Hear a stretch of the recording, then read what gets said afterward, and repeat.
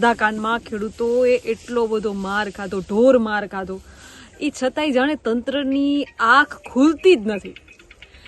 પરેશ ગોસ્વામી દ્વારા જે ખેડૂતોનું આંદોલન કરવામાં આવ્યું, કૃષિ મંત્રીને પણ મળ્યા, પણ કોઈ નિર્ણય નહીં. જાણે કે પાલભાઈ સાથે આજે ડિબેટ કરી છે, એ ડિબેટમાં તમે જોશો તો એમાં પણ તમને ખ્યાલ આવશે કે જાણે કે કુંડળીમાં ગોળ ભાંગતા હોય એ રીતે કોઈ પણ આંદોલન મજબૂત થાય, ખેડૂત અવાજ ઉઠાવે તો સીધી મિટિંગો થઈ જાય છે અને આંદોલનની ઉગ્રતાને ઠંડી કરી દેવામાં આવે છે. કચ્છમાં પણ આપણે જોયું છે, મોરબીમાં પણ આપણે જોયું છે, અને હવે કમોસમી વરસાદમાં પણ વારે વખતે જે કૃષિ સહાય પેકેજના મસમોટા 10,000 કરોડનું કૃષિ સહાય પેકેજ જે જાહેર કર્યું છે એ ખેડૂતના ખાતામાં પહોંચતા એક નાનકડો બટકો થઈ ગયું. અને ખેડૂતો ખુદ દાવા કરે છે કે આ બટકાની અમારે જરૂર નથી, અમને પાક વીમા મળતા હોત તો અમારે આજે સહાય ન માંગવી પડત.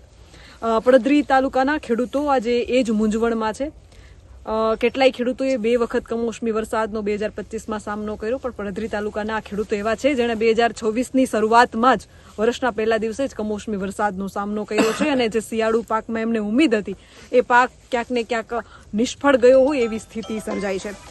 ખેડૂતોને મારે પૂછવું છે કે આજ વખતે જે પાછો વર્ષની શરૂઆતમાં કમોસમી વરસાદ થયો છે, કેટલી નુકસાની છે તમારે? નુકસાની 50%. 50% વાવેતરમાં બધે જીરું લ્યો, ચણા લ્યો, ઘઉં લ્યો, 50% નુકસાની અત્યારે ઓલરેડી થઈ ગઈ છે. અને હજી આગળ પડતા કેટલી નુકસાની જાય પાક તૈયાર થાય ત્યારે ખબર પડે. એટલે સરકારને અમારે તો એવું છે કે આ સિઝનમાં કીધું અમે પૈસા મળશે, 2 પૈસા. ચોમાસું સિઝનમાં તો વરસાદ તો પૂરું થઈ ગયું હતું, તો આ સિઝનમાં પણ એવું થયું. અને સરકારે સહાય પેકેજ જાહેર કર્યું 44,000 રૂપિયા એક ખેડૂતને, મોટો ખેડૂત હોય તોય. તો એમાં મગફળી હવા મણ લીધી, એટલે એના રૂપિયા અમને ખેડૂત પાછા આપ્યા, એટલે એમાં કાંઈ બીજું કાંઈ નવીન કાંઈ સરકારે કર્યું નથી.